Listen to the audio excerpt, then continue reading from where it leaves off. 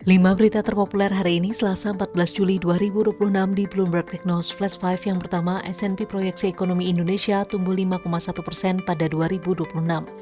S&P Global Ratings memproyeksi ekonomi Indonesia tumbuh 5,1% pada 2026 dengan rata-rata pertumbuhan 4,9% per tahun hingga 2029. Meski memperkirakan perlambatan akibat ketidakpastian global dan suku bunga yang lebih tinggi, S&P tetap mempertahankan peringkat utang Indonesia di level BBB dengan outlook stabil. Sementara itu, PDB per kapita diperkirakan naik menjadi $5.200 Amerika Serikat per tahun meski kenaikannya tertahan pelemahan rupiah. Kedua, saham Rans malah anjlok saat IHSG menguat.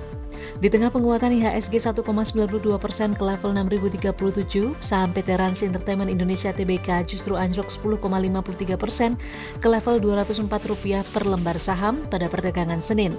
Nilai transaksi Rans mencapai Rp820,58 miliar dengan tekanan jual yang besar.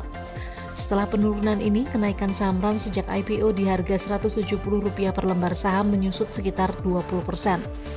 Analis juga menilai valuasi Rans masih tergolong mahal dibanding fundamentalnya.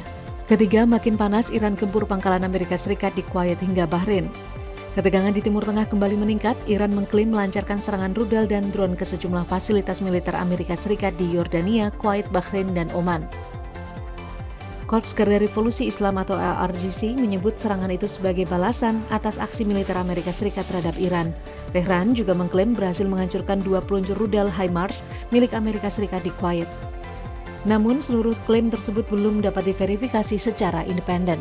Keempat, Kapolri dan petinggi Mabes Polri juga temui Panglima TNI. Kapolri Jenderal Listio Sigit Prabowo bersama jajaran Mabes Polri menemui Panglima TNI Jenderal Agus Subianto di Mabes TNI Senin siang sebelum melanjutkan kunjungan ke Kejaksaan Agung. Pertemuan ini berlangsung di tengah polemik penetapan tersangka terhadap Jampitsus Febri Adriansyah. Meski demikian, Kapolri menegaskan kunjungan tersebut bertujuan memperkuat soliditas TNI Polri sebagai pilar utama menjaga kedaulatan dan mendukung program pemerintah. Kelima, mewah renovasi Gambir, kondisi kereta-kereta tua KAI jadi sorotan.